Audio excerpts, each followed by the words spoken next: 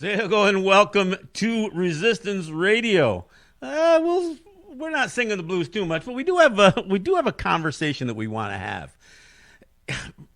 There's this debate that goes on, and sometimes it can be mean spirited, sometimes it can be exposing, it can be a lot of these things, but it really comes down to the question of legitimacy.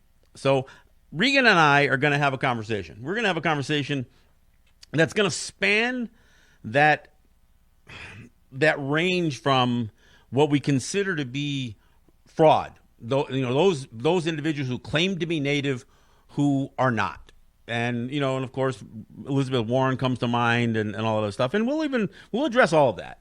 But there's also this rejection of Native people, or people who have Native ancestry and who may or may not be engaged or involved with Native communities, where their legitimacy lies. There's a movement that involved disenrollment. There's this issue of a blood quantum. There's, are you federally recognized? There's all of these debates that happen, and so, I think this is the question we want to have. So, Regan, it's good to have you with us. What's just basically add on to my introduction of the topic. Yeah. Well, first of all, can y'all hear me okay? Because my sound was a little off for a moment. You sound great to me. Okay. Excellent. Good. I think that this is definitely an interesting conversation. Nativehood and Native identity. And of course, enrollment is such a very specific issue when it comes to indigeneity and indigenous identity, because it falls under a colonialist ideology, which in fact is meant to slowly remove indigeneity from our quote unquote blood. And it's all based in federal legislation. So that's a whole nother problem.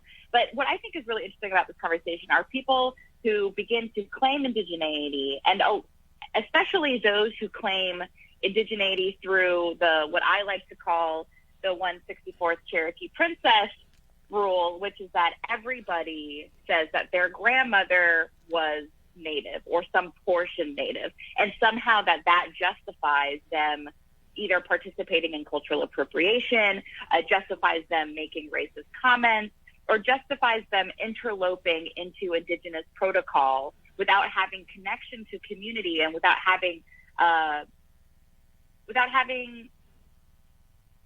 accountability to community, which is the real issue here. When we say we're indigenous, of course we're indigenous to this land, but there's also a community that holds us accountable. So I think that that's something that isn't really discussed when people start to claim indigeneity, is that what community claims you and how do they claim you?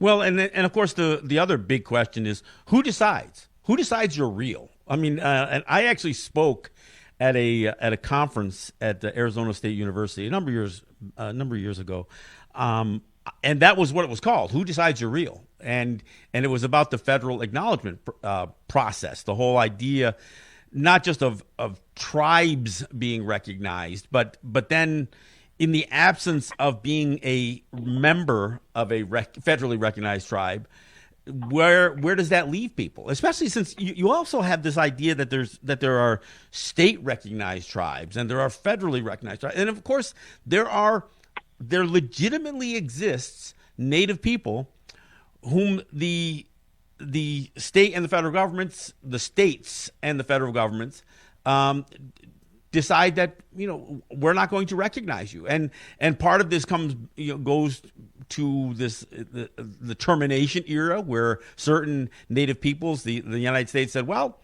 we don't think that you exist anymore. Yeah, you've either been, again, watered down. You have lost so much in our estimation. You have lost so much of your identity that we no longer. In fact, this is the way they twist it. They say we no longer have a trust obligation to you, as if that's been a great deal. But they actually will go there and say we no longer have a trust obligation to fulfill with you because you no longer exist as those people that perhaps we once recognized. So this is all part of this tangled mess that exists in this idea of again, the question of legitimacy.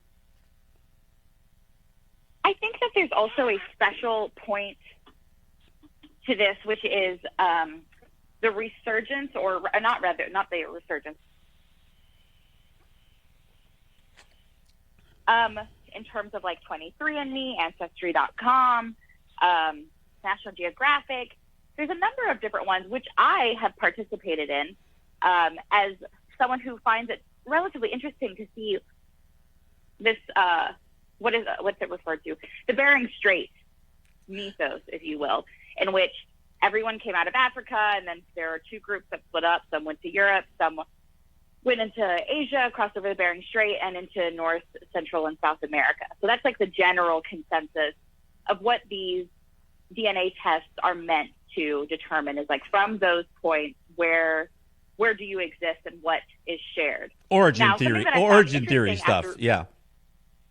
Yes, origin theories. Something that I found interesting, which I highly recommend people look into, is there's an excellent book called Native American DNA, written by Dr. Kim Tallbear, who teaches out of the University of Vancouver in British Columbia. And she wrote this entire book really just destroying DNA tests as legitimacy to claim of indigeneity. And her biggest argument is that what these DNA tests do is that they measure relationality to haploid groups. And haploid groups are often shared within specific ethnicities and races of people, but it's not a hard and fast rule. You know, I may have a haploid group that is, quote unquote, defined as indigenous, but that doesn't mean that non-indigenous people don't also share that haploid group. So this entire book really just breaks down the junk science of DNA testing, and therefore questions when people say, oh, well, you know, my 23andMe says that I'm XY, 30% indigenous, or says that I am, 45% Scottish, or, whatever your 23andMe may say. And when I read this book, it really shook what I had known about DNA and genetics, because it's something that I find very interesting, and it's something that I like to read into, just as someone who's interested in a lot of different, sciences, if you will. And to see that a lot of this, the ancestry DNA testing, is actually often junk science, not real, because the shared haploid group, again, as I said, I might have a haploid group that is shared within indigenous people, but that doesn't mean non-indigenous people don't also have that haploid group. So I really do recommend that folks read Native American DNA by Dr. Kim Tallbear, because it really changed my outlook in terms of what it means when you say you are XYZ or this much percentage indigenous in terms of these very specific DNA tests. Well, and to be clear, there is a difference in utilizing DNA to determine a person's identity. If you left DNA someplace, they can say, well, that's your DNA, or even to use it to determine some relationship within reason. But the idea of determining somebody's again origin theory, or what percentage of various nationalities or ethnic groups, that's where it really does get not just murky, but it crosses into that junk science into that junk science issue. But and so even beyond that, because look, lots of people have done this, and I've heard a lot of celebrities who swore uphill and downhill that they were native, and then did a DNA test and said, oh, I guess I'm not. Or they learned that they had some small percentage, like Elizabeth Warren and some of what she went through. Look, on the face of it, if somebody comes to me and they tell me that they have Native ancestry, on face value, I said, well, that's great. I mean, what do you know about it? And and then we can have a conversation, and you can kind of ferret out pretty quickly that somebody doesn't have any clue, or that they know what the family relationship is, and they know where and they can tell you who else they're related to, and and it's one of those things. And you and I've talked about this on the show before. One of the ways that we define each other and identify, and many cultures do this, is, well, who's your family? And so when you start talking about relatives and who you're related to, and you don't have to go, the whole 64th or whatever is of Cherokee or whatever else. I mean, if you can name family members, and this isn't about verifying. This isn't a test. This is usually the kind of courtesy. I mean, the reason people have what they call surnames is so they can understand what family they're from. I mean, and whether you buy into that whole male surname, well, that's what a surname is. But and for us, many of us Native peoples, we have clan systems that run, unlike surnames that go on the father's side. You have clan systems that usually run on the mother's side. But so it does get really confusing now, and this is where we get into a debate. Look, as you know, I'm in the throes of a battle with my old high school and I'm trying to get them to change the name of their mascot, which is, they call themselves the Cambridge Indians. And I get into the whole battle about the word being inappropriate, and then the township not really even understanding who the Native people were that predated their town. I mean, who were displaced by their town. So there's that.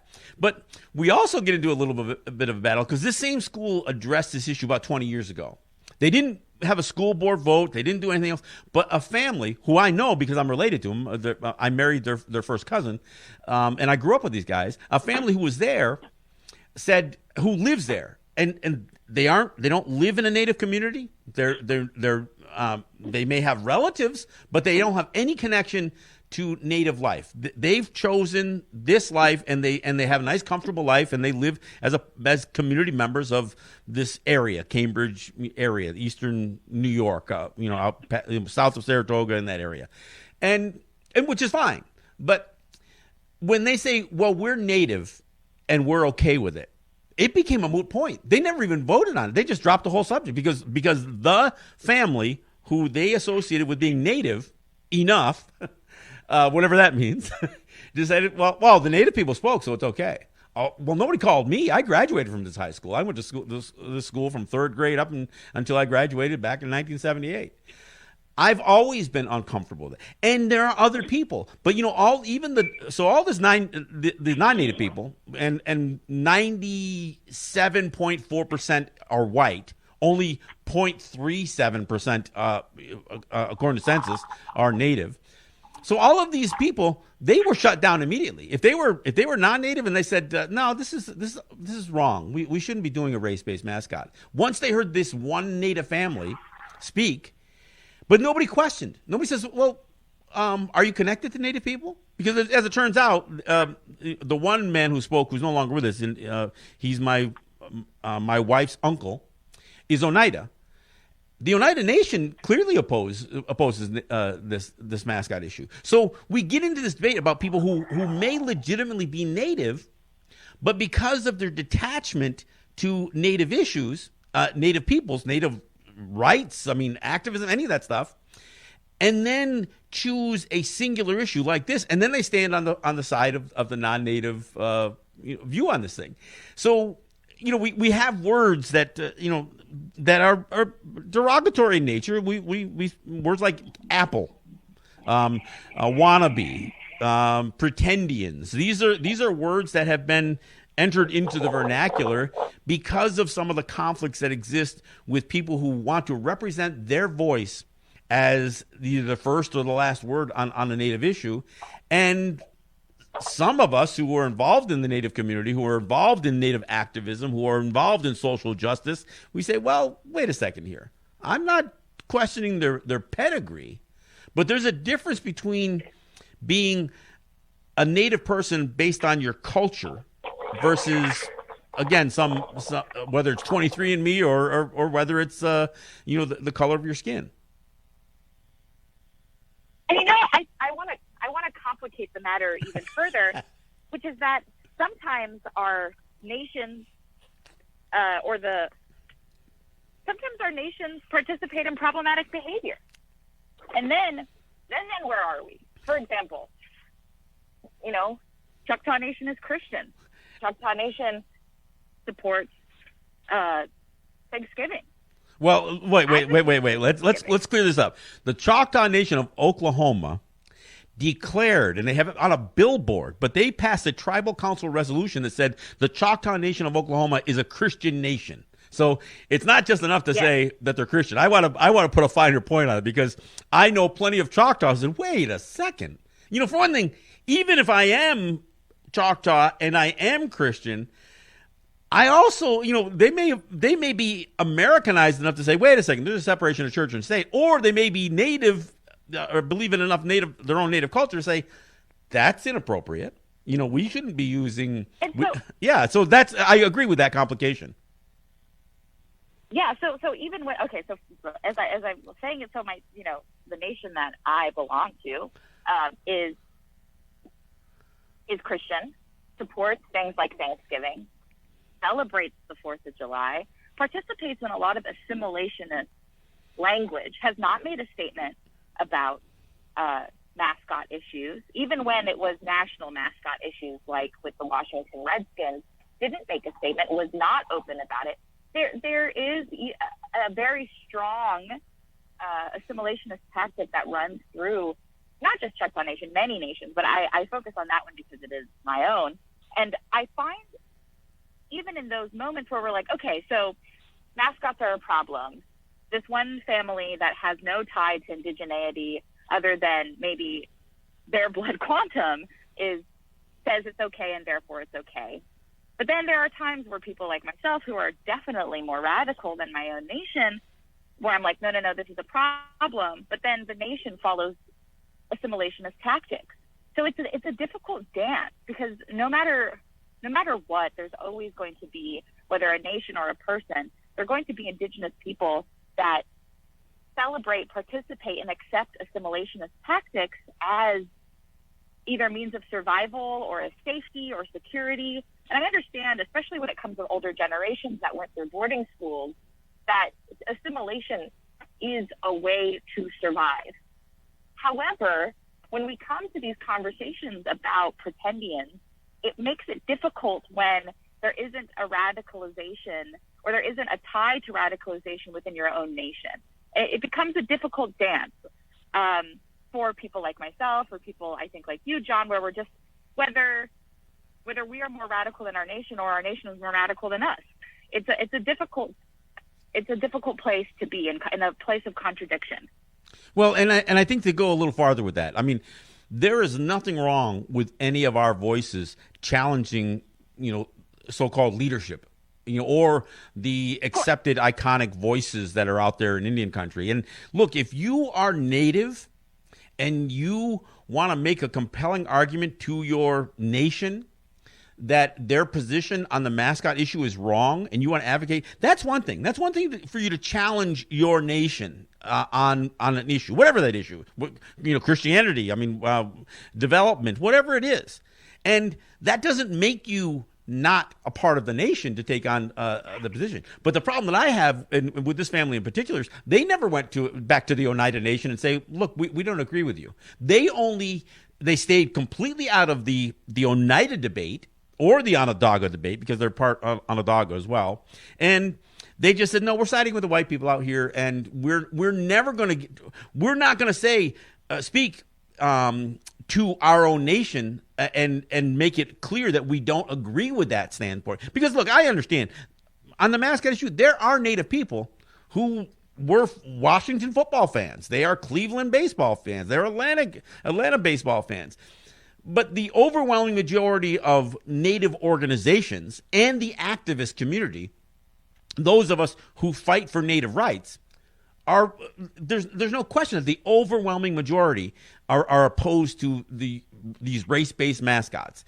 And while there might be individuals, this is kind of where that question comes back in, because you got to say, well, how legitimate is your voice as a Native person if you are not at all in any way, shape, or form engaged in any of with your relatives, with the community that you have some connection to or association with, if this is what you've become, aren't you just another voice within that white community? I mean, just because you've got a darker, a little bit darker skin color.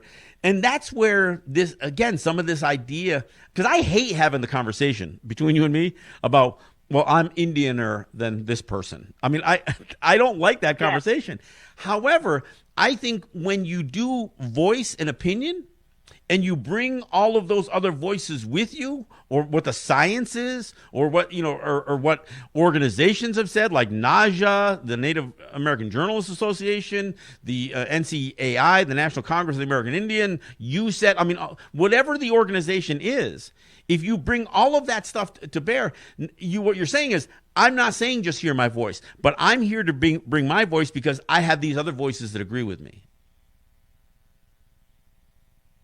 I agree. I think that there is some of course, nationhood when it comes to indigeneity is important. It's important to know what people claim you and what people you claim. But also, it's incredibly important to challenge the authority within those systems, especially federally recognized tribes, considering that federal recognition, as we've spoken about many times on the show, in order to be federally recognized, there are certain things that tribes have to meet, and most of those quote-unquote things are assimilationist tactics.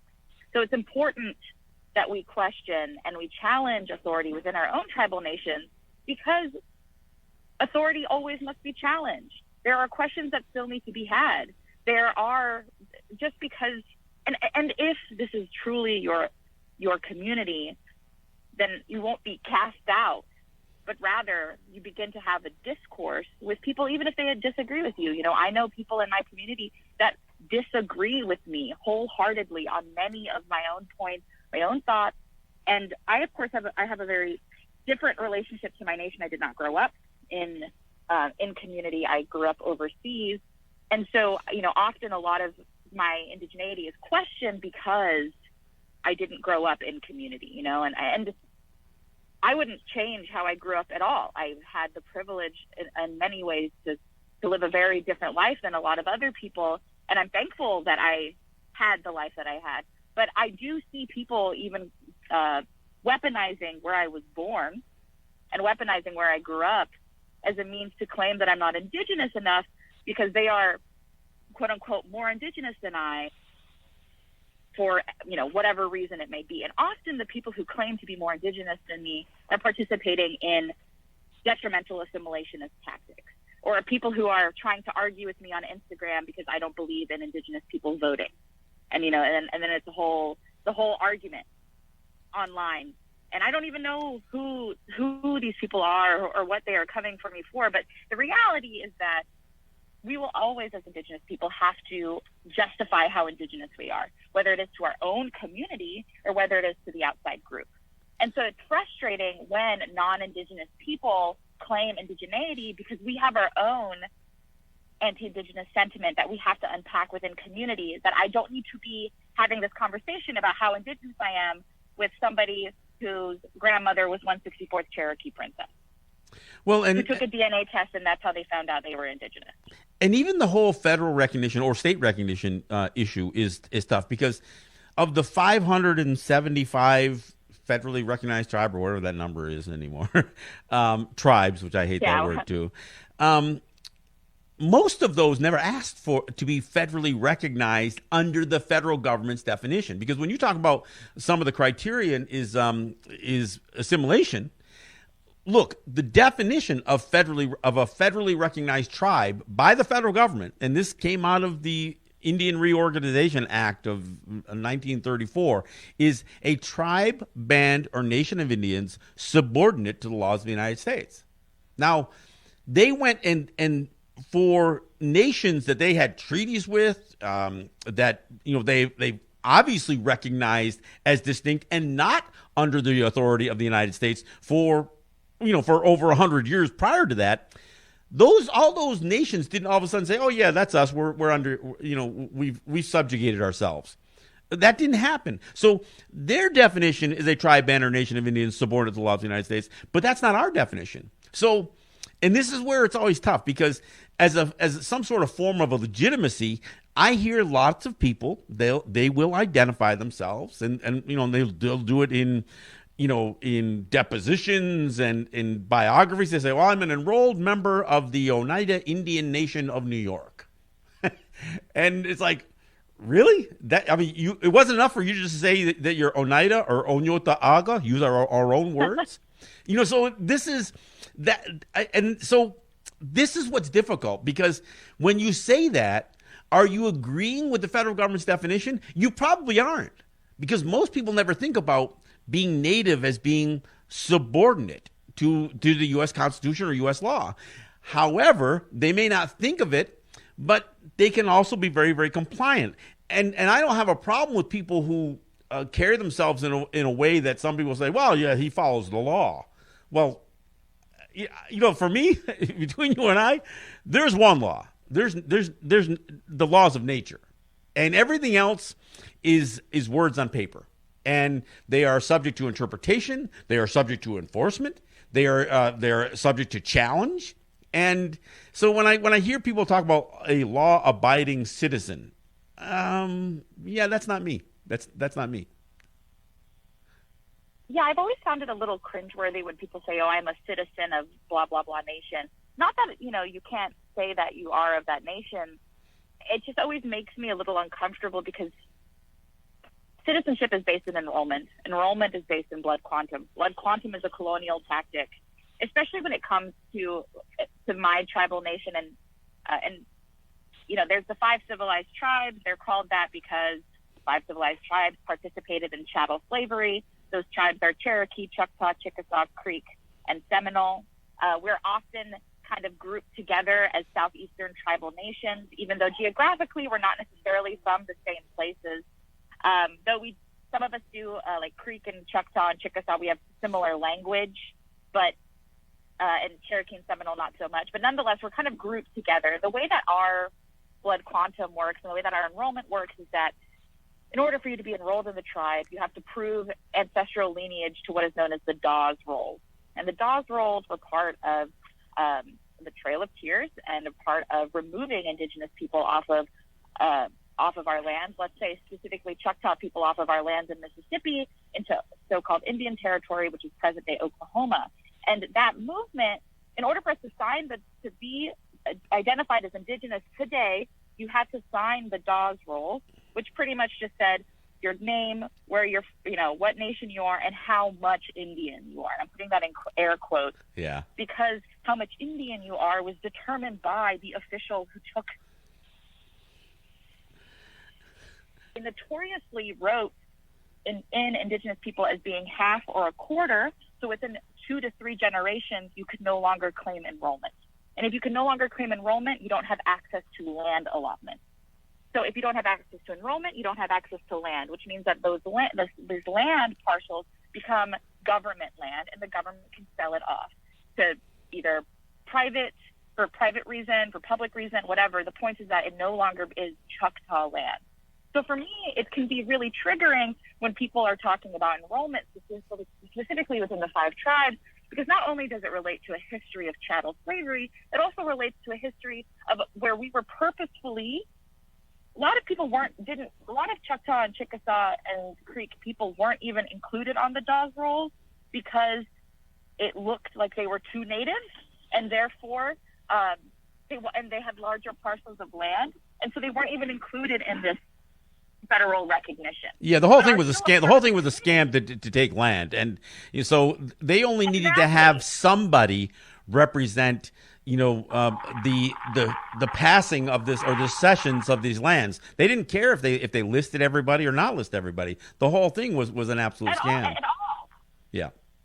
I have the privilege of knowing my lineage because of my father and the research that he's done and the research that I've done, and I have the privilege of knowing where my lineage is, and I know who signed the Dawes Rolls and exactly how much quote-unquote Indian they were. But it's also a reminder of how many people in my family, how many of my ancestors were not on the Dawes Roll. and how much that would change my personal blood quantum. Well, I think that, and look, there's more to unpack with this. So we'll take a break here, and we'll come back. When we come back, I do want to talk about something. You brought up this idea of certain groups being lumped together, and that's a reality. And there's also this idea of separating people. So we'll talk about that when we come back. But let's have Reggie take us out to a break here. We'll wet our whistles and come right back. This is John Kane with Regan DeLoggins. This is Resistance Radio. All right, thanks for coming back. This is John Kane with Regan DeLoggins. This is Resistance Radio, and we are talking about the question of legitimacy. And there's so many twisted up policies and interests and agendas in all of this. Before the break, Regan, you talked about the 5 civilized tribes being brought together. Ironically, just to do a little bit of a history, most people don't realize that there was a there was a vice president of the United States under Herbert Hoover who was Native. And he was raised by his grandparents. I mean, he clearly had Native ancestry and upbringing, but went on to be a lawyer and would serve as a congressman, I think from Kansas, and Kansas, I believe, and then a U.S. senator, and then he would be Herbert Hoover's vice president. And he was terrible for Native people. In fact, he was one of the guys who was responsible through his time in Congress and as the vice president in really promoting a lot of this this removal, the cessions of native lands, and you're right, to draw a connection between this notion of lumping these 5 native peoples together for the purpose of a massive land loss. So there is this idea of jamming people together. In fact, these so-called tribal roles are oftentimes that had been determined by the Bureau of Indian Affairs, and there are native peoples who all of a sudden the Bureau of Indian Affairs says, well, we just added 100 people to your tribal enrollment, and here's why. And so that became a question of legitimacy. Are they really part of us? I mean, so there's this idea of jamming people together. Then there's also the idea of separating people. So you get into this whole era where, because of the Removal Act, Native peoples were pushed in different areas. So then you end up with not the Choctaw Nation or not the Oneida Nation or the Mohawk Nation. You end up with individual communities, sometimes even on one side or the other of the U.S. or the Canadian border, that are not looked at as one people, but people that some man-made line in the sand or some forced removal said, okay, now you're the Oneida tribe of Wisconsin. You are the Oneidas of the Thames Band Oneidas in Ontario, and you are the Oneida Indian Nation of New York. So from 1 becomes 3, and then it gets even divided up even more, because then you end up having a place like 6 Nations in Ontario that is a territory that not only has a representation of all 6 nations, but there are other native peoples who were not necessarily part of the 6 nations who have have made homes there. And so again, the question is, well, do you have a voice? Can you vote in band council elections? Can you run people for office? And who do you represent? And that kind of. So it gets really, really, really complicated. And this is all about U.S. policy. This is all about manipulating that identity about who Native people are, and again, getting back to that conference that I did on who decides you're real, because I know a lot of Native people who will not carry a tribal enrollment card. They will not carry a band card. They will not carry an INAC card that they have on the Canadian side, because they legitimately oppose the idea of the Canadian or the U.S. government determining in any way, shape, or form their identity. I think that this is also, again, to complicate the conversation even further. I actually have 2 points. The first point I'll make is in reference to the people's land who I currently occupy, which are the Lenape. And the Lenape were systematically removed out of Manhattan through a course of a number of different removal acts, all of which were incredibly violent. And the Lenape people are now spread into very different geographic locations with different federally recognized statuses. You have Muncie Indians, the Stockbridge. You have 2 bands based in Toronto. You have some in Wisconsin, and then you have the Delaware Indians of Oklahoma, all of which are Lenape. And I find this to be a really interesting conversation as someone whose nation is divided into 2 nations as well, one in Mississippi and one in Oklahoma.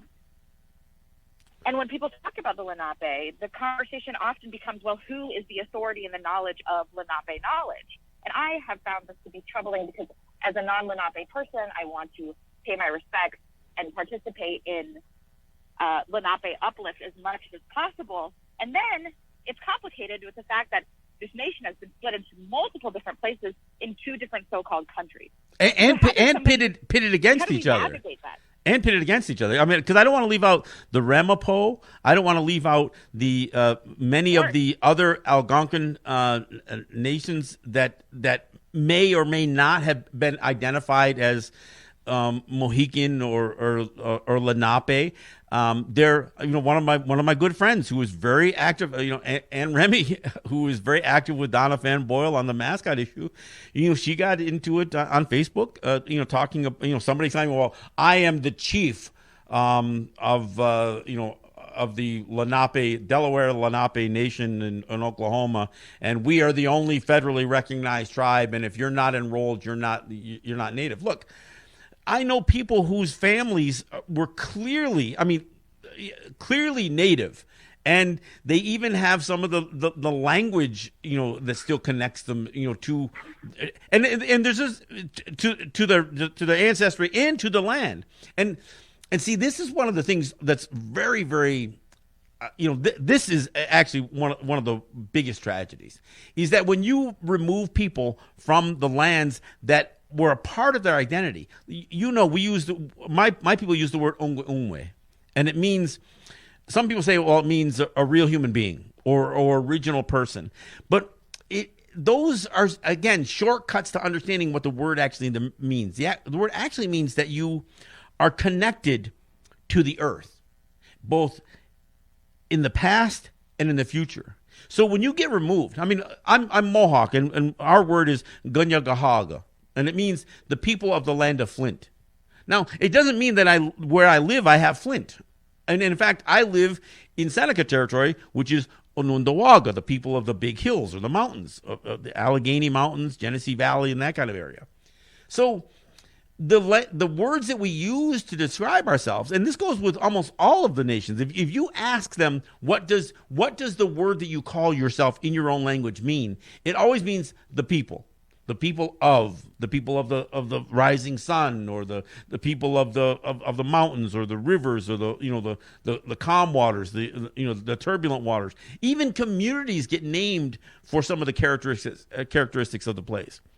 So when you separate all of that out, and now you've got people living that were jammed into somebody else's territory because of the Removal Act, and let's face it, all those people who got shipped out to Oklahoma, Nebraska, and Kansas and they said, well, now this is your land. Well, wait, whose land was it before it was my land?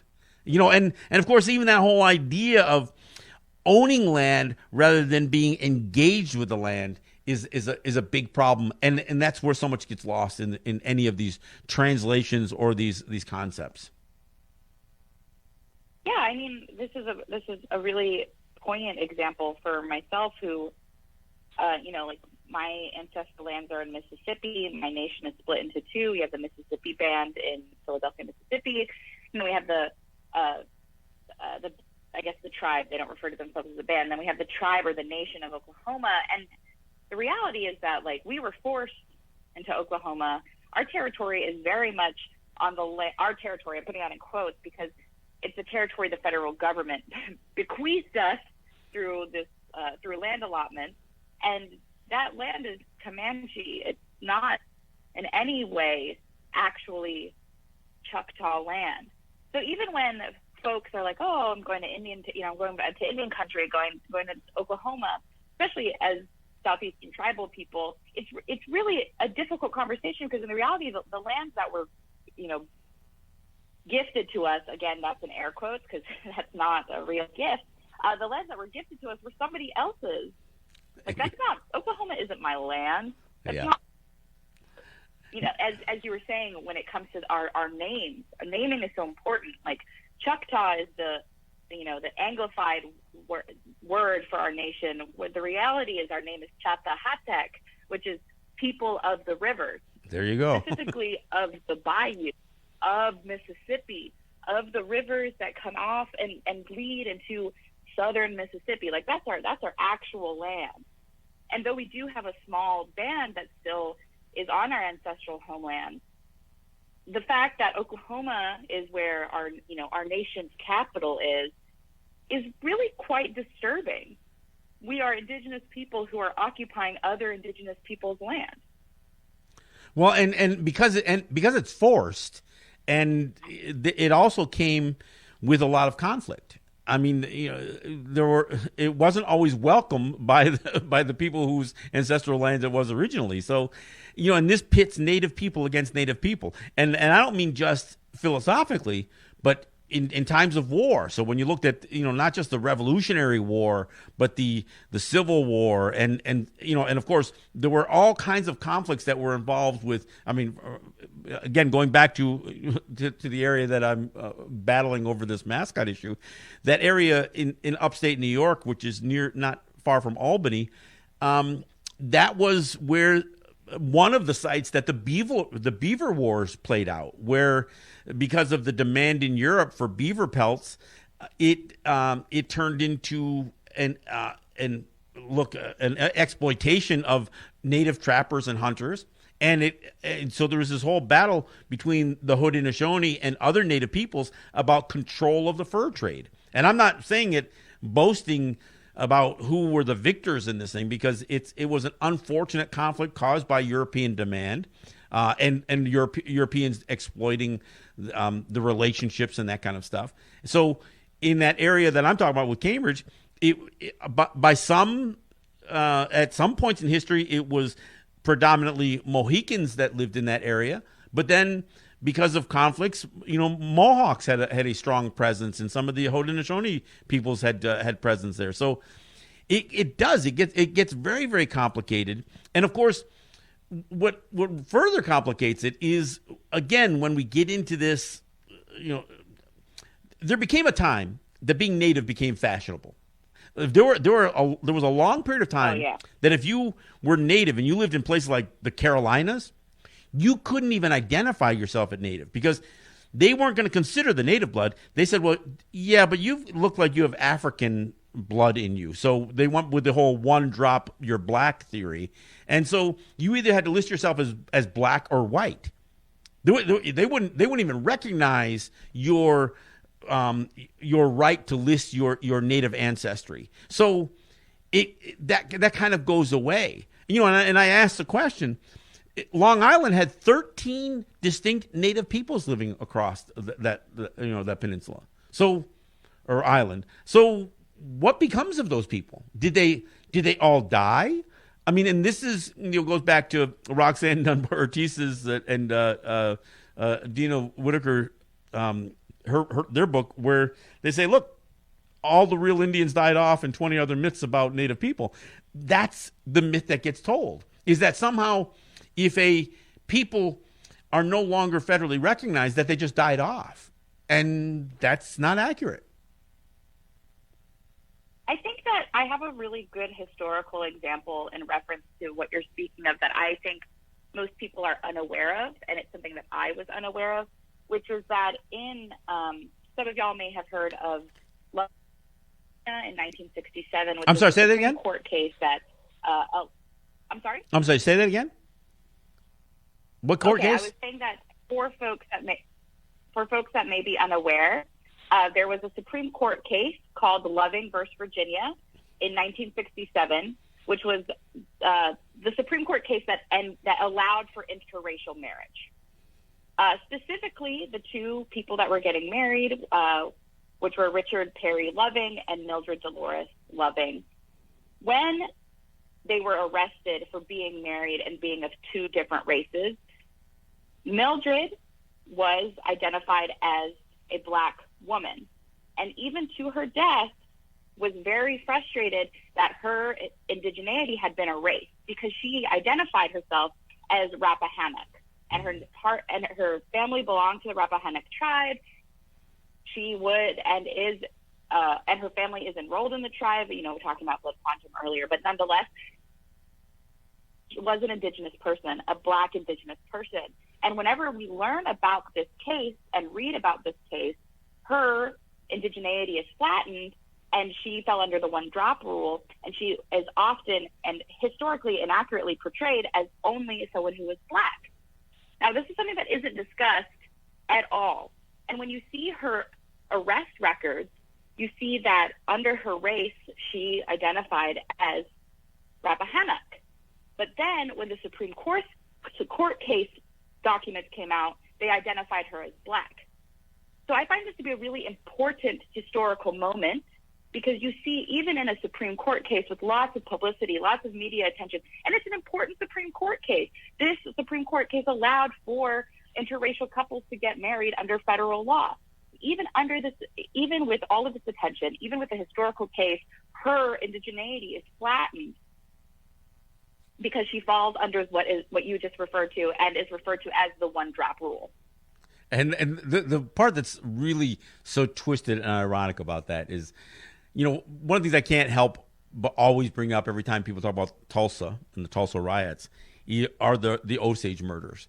Because while it was very condemned between this idea of marriage between Blacks and whites, there was an effort to encourage men to take Native wives.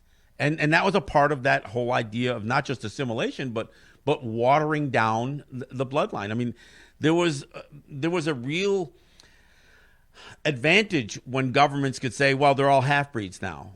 You know, so they don't have to, you know, the more that they could dwell on mixed race Native people, it played into their desires in terms of not only was there this whole idea of fetishizing Native women, which goes back to the very, very beginning, the first rape culture that came, you know, with Christopher Columbus, but this would continue. So there's a real irony and twist in the way that especially Native women were used in this idea of marriage. And for those who don't know the story of the Osage murders, what there was the Osage were the wealthiest people, perhaps in the world, in the early 20th century, so 1920s, because the lands that they had been moved to, they made sure that they held and owned the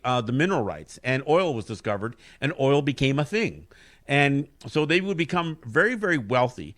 And so white men would intentionally seduce or court, if you will, Native women, Osage women, so they could gain control of their head rights of their oil revenue. And in the case of the Osage murders, they would not only marry these women, but have children and then murder the women. And because they were the guardians of the children, they would control the head rights, and eventually, you know, by generation, as generations would go, all these white people would end up controlling the Osage wealth.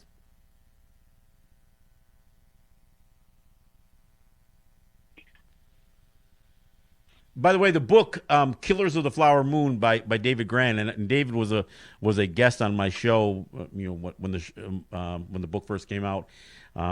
There is a movie planned. I hope they don't butcher it, because I think David Gran did a good job with the book.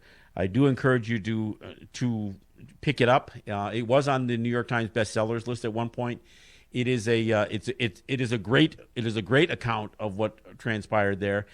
But there's separation in terms of the investigations that went on, and then the retrospective that Grant offers at the end of the book. The biggest issue that I had with the book was the fact that 50 miles away is where the Tulsa riots occurred. I don't want to say Tulsa riots. Call it what it is. Tulsa massacre that happened. So it's an interesting. This gets into a lot of this idea of, again, identity, watering down the intentional taking of Native identity by non-Native people. I'm really glad that you referenced Killers of the Flower Moon, because it's an incredible book, and I'm really nervous about the movie, which, too. by the way, is being directed by Martin Scorsese and already has Leonardo DiCaprio and Robert De Niro cast, which I find frustrating to see how. And it also talks about the creation of the FBI specifically as an agency to destroy indigenous sovereignty as well. And nonetheless, point is, read Killers of the Flower Moon before the movie comes out, because I'm nervous about this movie destroying the actual history of Killers of the Flower Moon. Yeah, it should be neither about a single demon or a single hero. It should be about the overall culture that allowed this to continue, and that's part of what Gran captures at the, especially as he goes through the book. And my fear as I read the book, they're going to make an FBI guy, be the long tall hero, and they're going to do what the FBI did, which was to try to specify that this was just a serial killer, not a cultural serial killing of Native people.